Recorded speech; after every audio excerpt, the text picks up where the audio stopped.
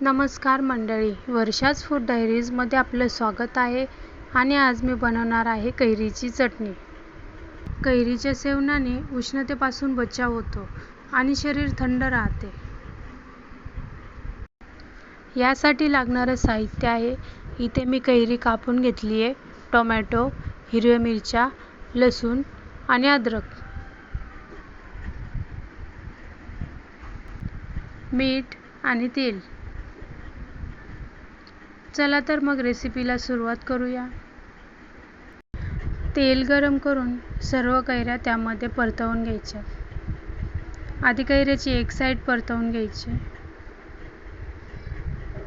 एक साईड परतवून झाली की त्या पलटी करून दुसरी साईड परतवून घ्यायची.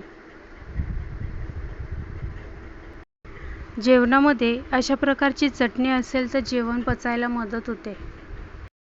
कैरीमध्ये व्हिटॅमिन सीचे प्रमाण भरपूर असते. त्याने रोगप्रतिकारक शक्ती वाढते. आता कैरी परतवून झाली. आता या कैऱ्या काढून घ्यायच्या. आता या पॅनमध्ये टोमॅटो परतवून घ्यायचा. जास्त काही शिजवायची गरज नाही टोमॅटो आणि कैरीला. टोमॅटोला पण एक साईड परतवून झाली की दुसरी साईड परतवून घ्यायची.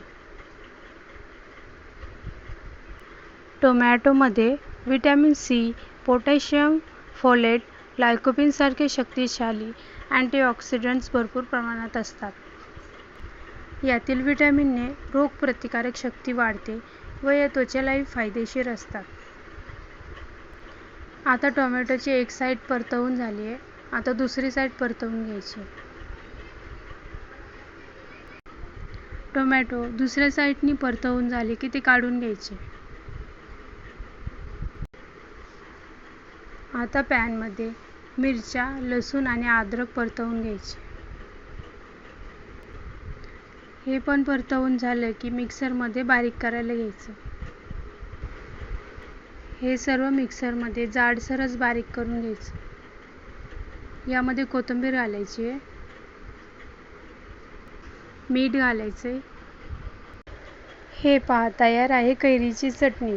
ही चटणी भाकरीबरोबर किंवा चपातीसोबतही छान लागते.